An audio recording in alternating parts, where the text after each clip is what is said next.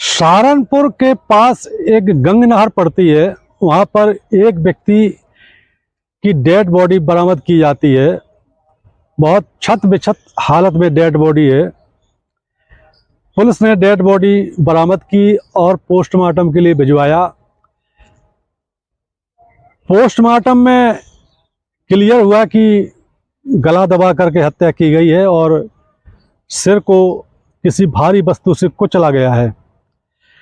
अब लेकिन पुलिस ने बड़ी मुश्किल में उसकी पड़ताल की तो पता चला कि ये डेड बॉडी मनीष शर्मा की है। अब इतना तो पता चल गया कि मनीष शर्मा है, लेकिन इसका फ़ोन भी गायब और इसकी बाइक से जिससे चलता था ये भी गायब। परिजनों से बातचीत की गई, परिजनों ने किसी पर शक नहीं बताया, किसी पर हत्या का संदेह हो ऐसा नहीं बताया, किसी से दुश्मनी हो ऐसा भी कुछ नहीं। फिर ये क्या मामला है? चूंकि मनीष शर्मा का मोबाइल भी गायब था, इसलिए पुलिस को मामले की तह तक जाने में बड़ी दिक्कत हो रही थी। और ये घटना है 22 मार्च 2024 की, नहीं, ये घटना है 26 जनवरी 2024 की और मामले का खुलासा हुआ 12 मार्च 2024 को। लगभग पौने 2 महीने बाद मामले का खुलासा हो सका। मामला ये निकला कि ये हत्या है और ये हत्या प्रेम तकौड़ में की गई है। दरअसल मनीष शर्मा और कपिल पुंडीर की दोस्ती थी। मनीष शर्मा कपिल पुंडीर के घर अक्सर जाते थे, मिलते थे, दोस्ती हो गई। इसके बाद कपिल पुंडीर की पत्नी थी जिसका नाम है नीति।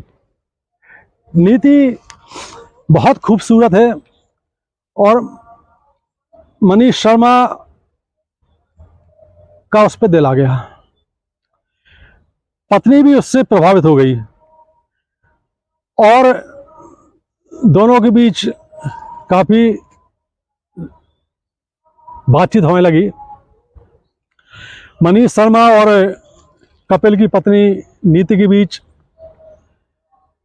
अवैध संबंध भी स्थापित हो गए। लगातार मामला चलता रहा। मनीष शर्मा ने काफ़ी समझाया इसको कि ये गलत है। कपिल और नीति की एक बच्ची भी थी, एक लड़की थी, वो भी लगभग यंग थी और उसको भी ये पता चल गया कि मेरी माँ के संबंध मनीष शर्मा से हैं। इधर पति भी विरोध करता था, लड़की भी विरोध करती थी, लेकिन मनीष शर्मा और नीति का प्रेम मोहब्बत और मिलना जुलना लगातार जारी रहा। कई बार तो ऐसा हुआ कि नीति पति को किसी और बहाने से कि मैं कहीं मायके जा रही हूँ या किसी और सहेली के पास जा रही हूँ और ये मनीष शर्मा के साथ 2-2 दिन व्यतीत करती थी। मामला ऐसे ही चलता रहा। कपिल ने एक दिन सख्ती से मना किया इसको, अपनी पत्नी को, नीति को, देखो ऐसा है, बेटी पर इसका बड़ा बुरा असर पड़ रहा है और अब जो अब तक हुआ तो हुआ, लेकिन अब मामले को खत्म करो। नीति का मन भी मनीष से भर गया था, तो उसने कहा कि ठीक है, हम नहीं मिलेंगे उससे एक दिन। लेकिन मनीष शर्मा तैयार नहीं था नीति को छोड़ने के लिए। फिर कपिल ने कहा अपनी पत्नी से कि ऐसे ही मानेगा ये, इसको रास्ते से हटाना पड़ेगा। तो रास्ते से हटाने के लिए मनीष का मर्डर करवाना पड़ेगा। जब इंसान के दिमाग में कुमति सवार होती है तो उसको आगे पीछे की सोचने की क्षमता खत्म हो जाती है। अब कपिल ने मनीष शर्मा का मर्डर करवाने के लिए एक अपने परिचित था शेखर सोनी। शेखर सोनी से इसने बात की। शेखर सोनी थोड़ा आपराधिक प्रवृत्ति का था और उसको इसने मर्डर की सुपारी दी 1.5 लाख रुपए में। चूँकि शेखर सोनी को रुपयों की ज़रूरत थी उसकी, ऐसा बताया जाता है कि उसकी पत्नी बीमार थी उसको इलाज कराने के लिए रुपयों की ज़रूरत थी। तो शेखर सोनी इसके लिए तैयार हो गया। साजिश के मुताबिक एक दिन नीति ने अपने प्रेमी मनीष शर्मा को अपने घर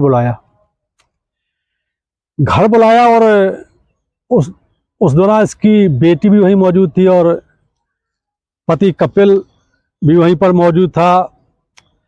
और इसी बीच शेखर सोनी भी वहां पर आ गया। मनीष शर्मा ने शेखर सोनी को 50,000 रुपये एडवांस में दिए थे मर्डर के करने के। अब जब मनीष शर्मा यहाँ पर आ गया घर, रात में बातचीत होने लगी दोनों की। इसी दौरान शेखर सोनी ने पीछे से मनीष शर्मा पर हमला किया। हमला की इतना जोरदार था कि वो वहीं गिर गया। इसके बाद इसका गला दबा दिया गया। गला दबाने के बाद भी इनका मन नहीं भरा तो इन्होंने उसको पत्थरों से कुचल करके उसको मार डाला। कमरे में खून फैल गया। इसके बाद उसकी डेड बॉडी को एक पॉलीथीन में बंद किया। बंद करके एक बेड में, जो फोल्डिंग बेड होते हैं, उस बेड में उसको अंदर बंद कर दिया डेड बॉडी को। अब इसको डेड बॉडी को ठिकाने लगाने की प्लानिंग होने लगी। इसके पहले शेखर सोनी ने मनीष शर्मा का मोबाइल लिया और उसकी मोटरसाइकिल ली और मोटरसाइकिल बहुत दूर सड़क किनारे खड़ी करके आ गया और इसके मोबाइल को डिस्ट्रॉय कर दिया। ऐसी जगह फेंक दिया जहाँ पर सिम निकाल करके छत पे छत करके, जिससे पुलिस को मोबाइल की कॉल डिटेल या मोबाइल मिले ही नहीं। और इसकी डेड बॉडी को लेकर के दोनों कपिल और शेखर सोनी रात में एक गाड़ी में रख करके रवाना हुए और जहाँ पर बाइक खड़ी थी, बाइक को इस प्रकार पटका इन लोगों ने कि जैसे ये लगे कि हादसा हुआ है, सड़क हादसा हुआ है। और उसी बाइक के पास रोड किनारे इसको पटक दिया डेड बॉडी को और ऊपर से कार चला दी। एक बार कार निकाली जिससे ऐसा लगे कि सड़क हादसे में इसकी डेथ हुई है। पुलिस ने भी शुरू में यही समझा था कि ये सड़क हादसा है, लेकिन पोस्टमार्टम रिपोर्ट में सारा मामला खुल गया। इसके बाद पुलिस ने जब मनीष शर्मा के परिजनों से और बातचीत की तो मामला खुलता गया। पता चला कि मनीष शर्मा कपिल के यहाँ अक्सर जाता था, कई बार रात में वही व्यतीत करता था। कपिल की पत्नी भी इसके यहाँ आती थी। जैसी पुलिस को ये सूचना मिली, एक जानकारी मिली, तो पुलिस ने कपिल को पकड़ा और उससे पूछताछ की। उसने शुरू में तो सड़क हादसा ही बताया। क्या बताया? बोला हमें जानकारी नहीं है। ये पता चला है कि उसकी सड़क हादसे में डेथ हुई है। लेकिन जब पुलिस ने अपनी पुलिसगिरी दिखाई तो ये कपिल टूट गया और सारी कहानी बयां कर दी कि कैसे मारा, क्यों मारा, कैसे हादसे का रूप दिखाने के लिए नाटक किया। तो इस प्रकार प्रेम तकोड़ में एक प्रेमी की हत्या कर दी गई। इस घटना से सीख मिलती है कि दैहिक आकर्षण में फंस करके कोई गलत काम ना किया जाए। विशेषकर अवैध संबंधों का नतीजा विस्फोटक ही होता है, खौफनाक ही होता है, दर्दनाक होता है। तो अपनी मति को, सुमति जिंदा रखें, कुमति सवार ना होने दें। किसी हुस्न के जाल में या किसी कथित ये इश्क मोहब्बत की जाल में ना फंसें।